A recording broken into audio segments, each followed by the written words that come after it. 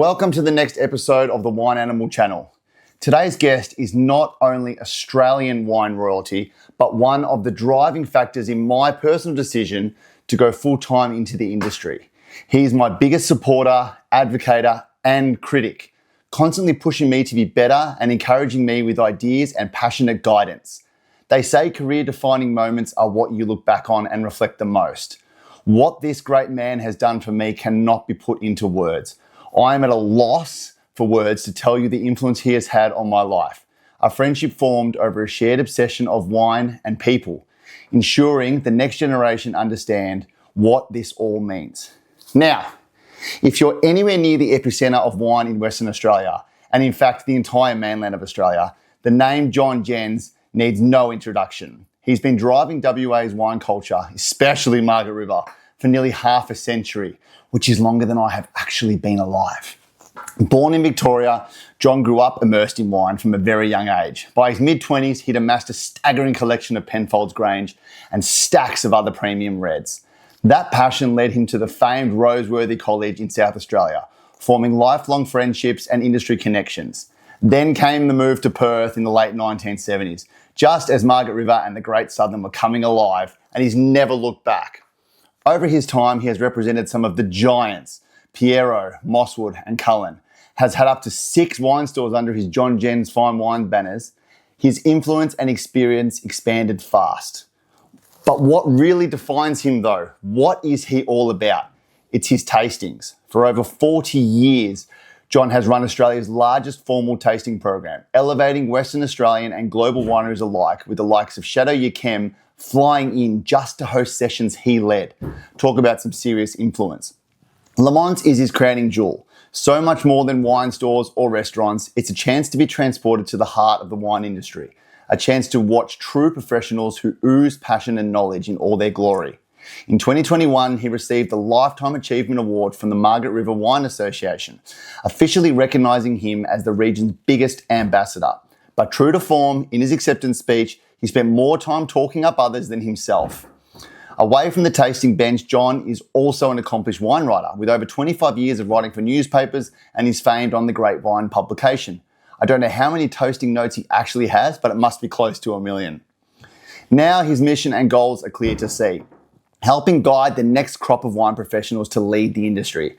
Erin Larkin may be the biggest star he has helped brighten, and she, plus so many others, including myself, must highlight his generosity, warmth and mentorship. His honesty can be harsh, but it always comes from the best place. After all, you don't sit at the top of your industry without some toughness. In short, John Jens is more than a name. He's decades of legacy, knowledge, passion and experience. I don't know anyone at his age with the passion and energy for wine that he has. I can only hope to have any form of energy later in life. It's with so much respect, love, thankfulness and energy that I'm beyond thrilled to be able to welcome John onto the Wine Animal YouTube channel for what I hope is the first of many videos to come. I'm here, I'm in Perth, I'm at Lamont in Cottesloe. I'm with Australian wine royalty, right? We say Perth or WA royalty, but really it's Australian wine royalty, and don't be modest and don't give me that look. John Jens, who, you may have heard from my intro before, is an amazing mentor of mine and harsh critic as well, gives me the harsh word, gives me the good word, the kind word, all of them. We are here doing my absolute favourite grape, Chardonnay, and we're doing all of the 2023 vintage because that is considered to be one of the greatest, if not the greatest in Margaret River, if I'm not mistaken. And then we're going to jump across to my least favourite grape, Cabernet, which is fine because I feel like eventually as my palate matures, maybe is what they keep telling me, that I will start to actually enjoy young Cabernet. I don't know if it's possible, but we're going to do that. When he becomes an adult. So it's without any further ado, I don't know how to explain how excited I am and how thrilled I am to have this man, A, sitting down, because it just doesn't happen, and B, on the show with me. So a massive thanks, JJ, who I'm going to refer to you as JJ, because saying John Jens just sounds weird to me. So welcome along. Okay, firstly, thanks a lot. Secondly, we're really glad between us to be able to put these wines in front of you because we reckon they're some of the best around. And secondly, just for Brenno, every once in a while I do a great tasting, just a great tasting, superstar, some of the greatest wines on the planet. I love them. It's fantastic. I invite my friends, and usually people I've known for 30 or 40 years and they're stalwarts in the industry. People fly in from the eastern states for them. They're big. I've only ever invited 2 younger people. One of those was Brenno, because I believe that he's a large part of the future of what's happening in wine in this country, and I reckon he's an excitement machine for a younger person. I like and I admire him. I'm really glad you're over here too, buddy. Thank you, man. I appreciate it, Grant. Thank you for putting this on for us. We're in my favourite room, and if anyone's seen my laptop and seen my screensaver, even my kids know that it's a photo of me and JJ sitting like pretty much exactly here with, I think, 15 glasses of Giaconda in front of us, just pondering life and discussing. But we need to talk about, we're here to talk about Margaret River, obviously. I'm not going to bring the eastern state stuff across. 2023 vintage is considered within the industry as one of the greats from Margaret River. Okay, so 2018 is widely considered as Margaret River's greatest vintage to date for most varieties, and not only Margaret River, the whole of Western Australia. 2018 was marvellous. The winemakers in Margaret River today and the wines that we're seeing today are matching that, and some people say it's better, some people are saying it's equal, but it's up there. And so we're saying, and we're agreeing, I think, that it's certainly in the 2 greatest vintages, certainly for Chardonnay and Cabernet, but for other varieties as well in West Australia, to date, from the growing period from the early and middle 60s on. So this is serious. Then we've gone backwards and forwards between us. Brenno in Victoria, myself over here in the West. He's chucked in some ideas, I've chucked in some ideas, and we've gradually worked out a series of Chardonnays that we've got in front of us now, which you can see lined up in front of us, and they're in this order from your left to your right. And I'm not saying they are the greatest Chardonnays in West Australia, because there are many great Chardonnays in Western Australia. We're blessed with what we've got. Western Australia, and I'll change that, Margaret River has only about 1.1% of Australia's Chardonnay. And I really want to make the point, and this is serious, that, and I've got to be careful because I'm parochial Western Australian, even though my family are from South Australia and I was brought up in Victoria, Melbourne and Ballarat, and I came across here, and I was lucky to come across here when I was about 27 years of age after going through Roseworthy and being an absolute wine fanatic, and I found Western Australia just as it was opening up to these varieties. Now, I mentioned before that about 1.1% of Australia's Chardonnays in Margaret River.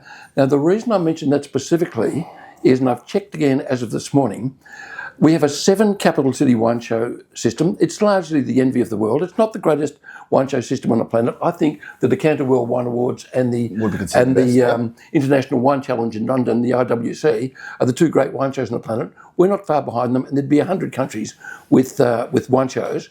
But the West, 1.1% of Australia's Chardonnay, since the first of the 7 capital city wine shows in 2016, Western Australia has won, give me a drum roll, Brenno, has won 66% of the capital city best wine show trophies since that, as I mentioned, that first show in 2016. Extraordinary effort. So what we're saying is, we're not saying they make all the best. There are many great Chardonnays in the eastern states, and perhaps the greatest in the country. But what we've got here is a cross-section of wines that are at the very, very top end of that. We better get into these or we're going to run out of time. Well, I mean, you do have what is considered the best climate region. I mean, if anyone's been to Margaret River, you will know you've got the cliffs, the beaches, the inland, the scrub, and then just the length of Margaret River from top to bottom, even going from, you know, some of the stuff up in the north down to the south. It's such a long drive, right? Like it's bigger than most regions are on their own. About 130. Which one are we doing first? 130 Ks. 130 Ks. The Deepwoods Reserve 2023. That's this one for me. Thank you very much.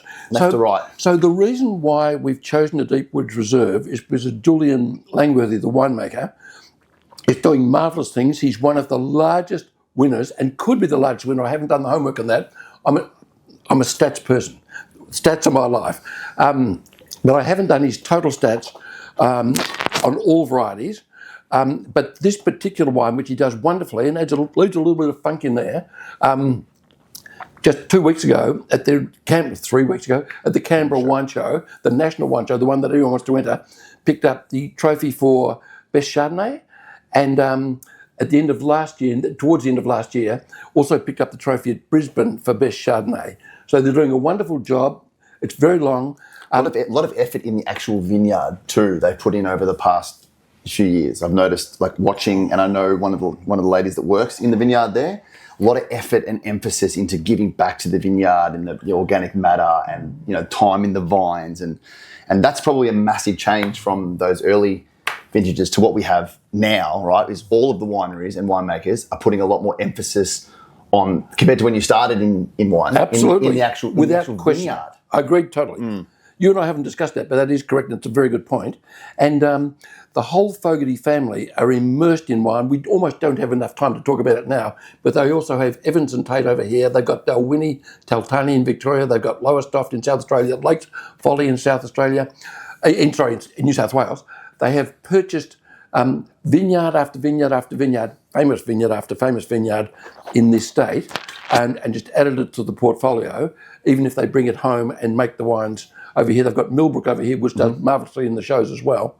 So, and Julian Langworthy, senior winemaker, Peter, the patriarch, and the builder of the business, and John, his son, is a senior viticulturalist across the country. Mark works at home, as does Em, and in head office doing their own things. Wonderful family, great visionaries, and doing marvellous things with wine. And for value, I mean, it punches so high above its price point. I've tried to illustrate the quality by mentioning those trophies. It's too young now, as a lot of Chardonnays are, but it's going to be very, very good. It has a really nice, creamy, textural mouthfeel to it. You know, like it's not overly acidic, it's not tart, it doesn't feel out of balance or out of whack as a young wine. It feels very together and composed early on. So the West moved early to very careful oak selection and oak usage, so the tannins aren't aggressive in any way, shape or form, and the opulence of the Gin clone that we use over here in the West, which is it's largely here in the West, it's a little in the East, because of its opulence, and it has a dry viscosity, not a sweetness, but a dry viscosity that envelops tannins, envelops acid. So while sometimes you can feel the acid across here, you actually don't see it so much in the wine. But a lovely wine, and in my opinion, one of the best wines at Deepwoods we've ever made, and they've won a lot of champion trophies, Jimmy Watson's, the whole bit. They've won all sorts of stuff. We better keep moving, or we're going to run out of time. Well, I mean, the next wine is actually, I actually had the luxury, the I don't even know what the right word is, of actually having dinner with the family from Pierro after our lunch here, and it was just amazing to sit down with them out here and have dinner while you were still tasting the wines that we drank during the lunch and rescoring all of those wines. John is JJ, as I'm going to refer to him as, loves to take notes on everything. And if you've ever been here or you've seen somebody take away his wines before he's finished his notes, I would not want to be that person, because it is the essence. You can see the notes he's got here in front of him, and you may not be able to see them, but he has notes on every wine that he drinks. He has the largest tasting note collection of anybody that I will probably ever meet. And his scoring is fast, and it's not harsh. He treats every wine as an equal. So we're going to talk about the Pierro, because I think the 23 Pierro is, apart from the VR, which is separate, the greatest release of this wine that there has been as well. Okay. So we've got I have nearly 300,000 tasting notes. There you go. And in my opinion, in about the 40 years since Pierro have been making Chardonnays, they and Lewin Estate, and now and more recently Cullen's, have dominated the very top end of Australian Chardonnays in this state, from this state. So I would suggest that in the 40 years, Lewin are in the finest most years. I reckon Pierro have been in the top 2 on about 20 occasions on my own ratings. I think it's correct. And this one, as you were just saying a second ago about you're thinking how good it is, our most respected and our most influential wine writer in this state is Ray Jordan, who's written for the West Australian for many, many years, does their top 100 and all these sort of things. And he also puts out the WA Wine Review, which summarises Western Australian wine each year with hundreds and hundreds of reviews and awards and that sort of stuff. He says that this is, the Pierro 2023 is the best Chardonnay of the year from Western Australia against all others. So it was his Chardonnay of the year in the latest book. It's magic. It has a little bit more mouthfeel, tannin, and that than say the Deepwoods does, but it just has. There's like an effortless weight on the palate, but it has so much. Erin always uses this word. She says it's as wide as it is long, and I think this is really mouth coating out to the sides of your cheeks. Like it actually doesn't just have like a straight dial. It really coats everywhere. Guys, I want to just keep drinking this wine and not putting it in there. I reckon if you buy a dozen of a wine, of a white wine, even a young Chardonnay, open one bottle a month, you will soon realise how much a wine changes in a year. It's really quite extraordinary. This, even in the time since it's been released, which is quite a few months, has softened, mellow, filled out, and you were saying goes out to the edge of the cheeks. It does, it really and does. those soft, gentle edges down either side of it. And then the great length with a touch of minerality for complexity and for power and structure straight through the middle of it. Brilliant finish, brilliant aftertaste, and yes, very close to the best so far, if not the best. But bear in mind, he's made some great wines over the years. In my short opinion, in my short time, that's the greatest Wonderful Pierro wine. that I have tasted. Next, we have one of my favourite producers personally, and I've had the benefit of spending a lot of time with Glennie down at Xanadu, the Xanadu Reserve in 2023. So this is their top tier Chardonnay. They do the Black Label, the Stevens Road, and the Reserve, right? Three. Yes, plus the single vineyards. And they've got some more reasonably priced. So this is their top tier Chardonnay. This is, I'm pretty sure this has no malolactic fermentation. I can't answer that. Or at least very minimal. And I think that's always Glenn's driving force when I spent time with him, was to say that he likes the acid. He likes to let the fruit weight speak. And I think that initially on the nose too, this one to me has that more crisp mineral, like you're walking on the beach and like a thing of wind comes and the sand hits you in the face, get that salty spray from the water. That's what it feels like. It really does. And I get that in a lot of Margaret River Chardonnays, Okay, so so from my end, Glenn Goodall at Xanadu also wins an enormous number of trophies on the Australian wine show circuit, both for Chardonnays and in fact for all varieties, but for Chardonnays as well. Twice in what used to be called the 5 and 6 Nations Conference. I can't remember what it's now called. It's moved to in the 2010 vintage. Won in that up against the Canadians, the Americans, some of the South Americans, New Zealand, Australia, and South Africa.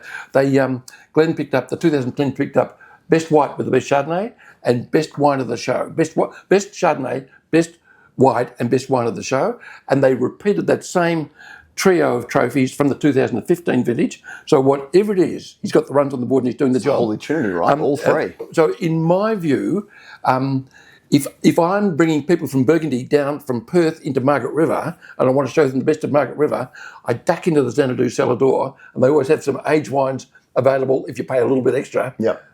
But they usually don't charge us. No, they wouldn't charge you either. We're very fortunate in that regard. Yes, that's true. So I go in there, and the last time I took some people down, they were doing, I think, 2012, 2013, 2014 Chardonnays. I was so proud to be a West Australian and for these Burgundian winemakers saying, wow, this is fantastic. So this wine is, at the moment, it's powerful, it's chunky, it's rich, it's dense. The last time I looked at it, I kept it open overnight, and next morning, just slightly different. The length. I know you're a great believer in leaving wines open for quite a while and breathing them. We've had many discussions about wines open too long, not long enough. We've done tests on that actually in this very room. Yeah, we sure have. And but the following day, the length of flavour in this, despite all the accolades of the past, this could be the best so far. They often they're a little bit tight, a little bit structured. They need a little bit of time to show their best. So in 2 or 3 years, or with a bit more breathing, which can be overnight, or it could be, which may be unusual for a Chardonnay, but even if you had 4 or 5 hours, as Brenno often does, that becomes a star. That might come back with me tomorrow to Melbourne. That one might come back on the plane for a weekend tipple. I reckon that's a really good idea, and I think you'd love it even more. Now, next is one of my personal favourites, all for a very long time, is the Vasse Felix Hatesbury. So we mentioned Erin Larkin earlier. Erin is a Western Australian, and although she doesn't get a lot of publicity here in Australia, she would be Australia's most famous international wine writer, and there are quite a few that are well known around the world, in some of the great wine tasting reviews around the world. No, great wine tasting, great wine reviewers, critiques around the world. Yep. Erin Larkin is very close to the top. Wonderful palate, extraordinary work ethic, talented in many, many ways, and a force to be reckoned with. And let's put a little bit of pressure on her. Why don't we say, just between you and I, without mentioning it to anyone else, we won't let her know, that a large part of Australians' fortunes, wine fortunes, internationally, are on her shoulders. She did. Let's just be honest, right? She did learn a very large chunk of what she knows from this very man sitting right next to me in this very room. Erin Larkin is her own woman. I'm She's 100%. strong, powerful, and really good. She believes that the Vasse Felix is very close, on a regular basis, is very close to Western Australia's greatest Chardonnay. Funk, length. Virginia Wilcock, the winemaker, is... she pours effort into this wine and learns from that, and then that cascades and filters down through the other wines that they make as well, passes all the learnings on, and spectacular site for the vineyards in terms of wine quality, and then they're making the most of it. And this wine is more approachable now and more delicious now than many others, which have a slightly firmer, tighter structure that lingers and lingers and lingers. But it's just now, it's been on the market for some time, just now starting to flesh out in the same way as we were talking about Pierro. It does have a higher tannin profile than the last ones that we've had. Like it's got a little bit more... But wonderful. Wonderful. And just getting better and better and better, and deserves its accolades of one of Australia's great Chardonnays. I should add, I know we don't have a lot of time, but that these guys have also won all sorts of trophies with Chardonnays, and in fact, a previous vintage of this was the greatest Western Australian trophy winner of any wine style. But after that, Paul Holmescourt, the owner of the operation, and his mother before him, withdrew from the show circuit. They no longer enter in the show circuit. But so this doesn't have a show award, but it's a great wine, worthwhile looking at, and really worthwhile getting. And I don't have the prices of all these in front of me, but these are not cheap wines either. We're going somewhere around $80 at $125, $130, and we're probably very similar again at $130. We've actually put them almost in price. We've actually probably stepped them, not on purpose. Obviously not on purpose. Oh, come on. Probably stepped them. No, we haven't done it on purpose. We sort of poured them in what I thought would be like a little bit of a stylistic point of view. But it's a very good point that you made just a second ago, and I'd love to touch on it for just a second. You said that Vasse Felix don't enter the show circuit. Yes. And I think that a lot of the public and a lot of the people watching this, hopefully, who do buy wines based on trophies, medals, and may ignore other brands, need to really just take a moment to sit back and think that not every wine, and a lot of wineries don't enter any wines into shows or into judging or into publications. It doesn't make them any less of a wine if they haven't got a trophy. Like, you really need to, that Vasse Felix is an unbelievable wine. But just because it hasn't got a trophy, a lot of people will overlook it at the price compared to other wines that do have a trophy attached to them. So you, Brenno and myself get to see a lot of wines and look at the things behind them and what make them work and what make them tick and how good they are. And we know that on both sides of the country, the greatest names, and you're very fond, I know, of Mount Mary, you're very fond of Gioconda. There are many, many other great wineries on both sides of the country that there's no benefit in them actually entering in shows, and they don't. They don't need to. It's not a part of their DNA, and you just take the word of someone who knows. You just got to not look past them. Just on that, if I can, just very quickly, because we don't have too much time, I know. A little while ago, I read an article by an English wine writer. It said, these wine writers, who do they think they are, telling people what to like? Wow. Well, Brenno and I know that wine writers don't tell people what to like. They give you their views on whether they like a wine or not. Then from there, you work out whether you agree with Brenno's views on wines, and if you don't like them, go somewhere else.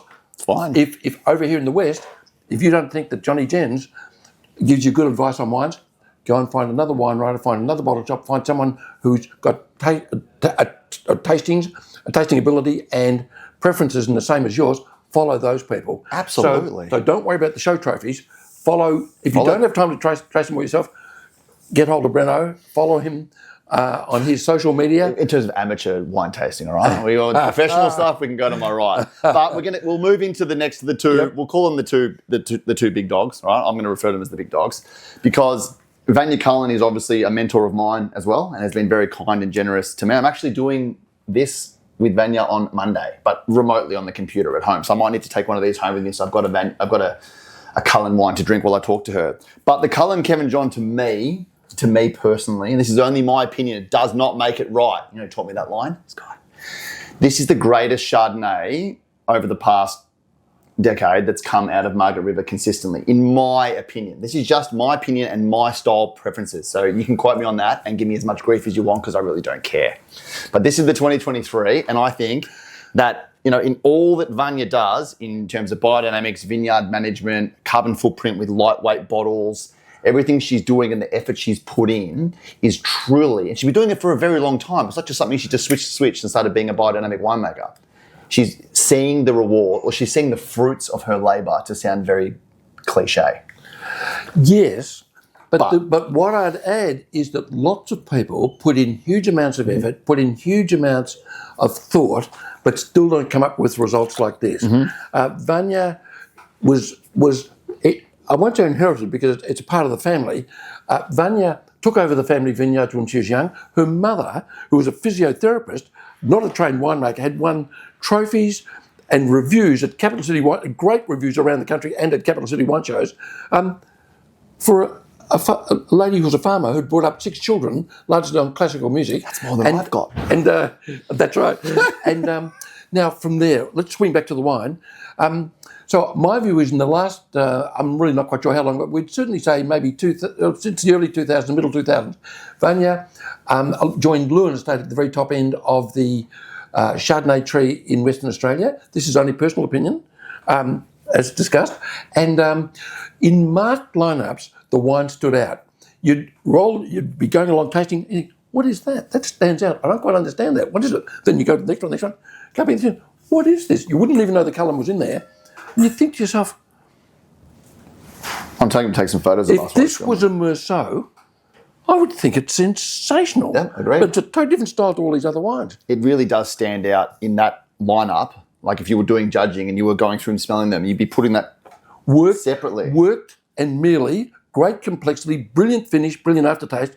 I've loved the Cullen Chardonnays. And as Brenno said, this is the greatest vintage of the Kevin John Chardonnay yet made, in my opinion. I think it's absolutely, and it's only made in tiny quantities. I think it's absolutely wonderful. It is. Lovely wine. And we know from experience, they live for 20, 25 years, and especially on the screw cap, with ease. These are great wines.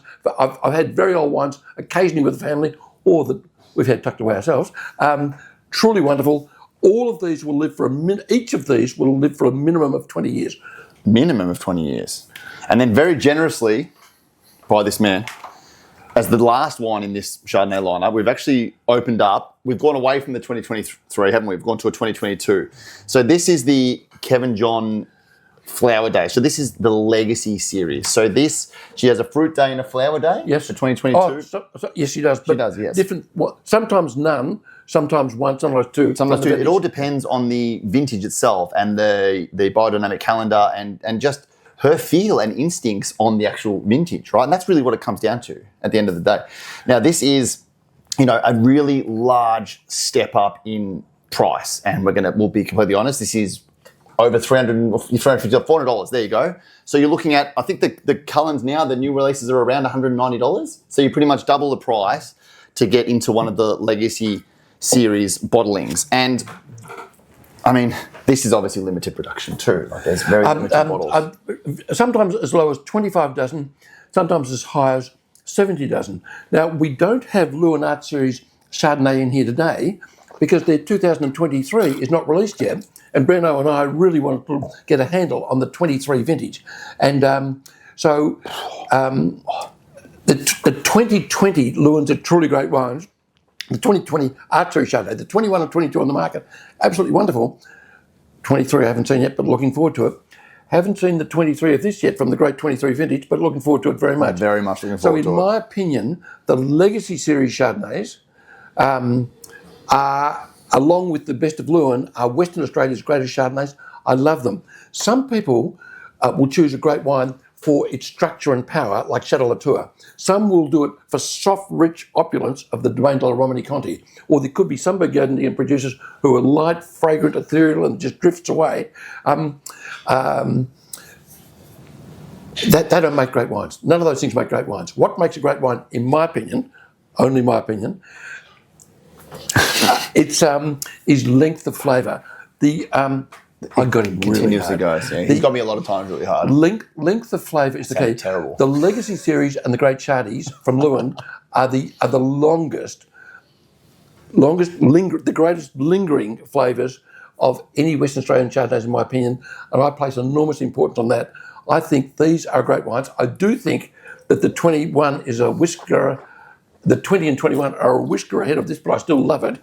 And will develop, I think. And I'm looking forward to both the 23 of this and the 23 Lewin Artillery Chardonnay. I'm very excited for the 23s of those two wines in particular. But I mean, that really does just have complete textural dominance. It just knows exactly what it wants to be, how it wants to be it, and what it is. There's no, is it this? What about that? It's just, and if you sat down with anyone with Vanya and she explained to you that wine, you would be, what you're tasting is exactly what she's saying. And in fact, I've had the benefit of listening to her explain wine, and it's just glorious to listen to. But you've had a snapshot now of the 2023 Chardonnay vintage, and literally just a snapshot. And we're going to try these again later, tomorrow, whatever we're going to do with them later tonight, even probably as well. Half an hour. Yeah, maybe just continue on after this. But I really, really am. I'm truly grateful, and I can't say how blessed I am to have this man sitting beside me and to help me and to punch me. The first time I met him in here, actually, he dragged me out there, punched me in the arm and said, "Come with me," and took me upstairs to have a chat. And I don't think there was a nice word spoken. It was just about what to do and how to do it and this and that. But you know what the one thing was?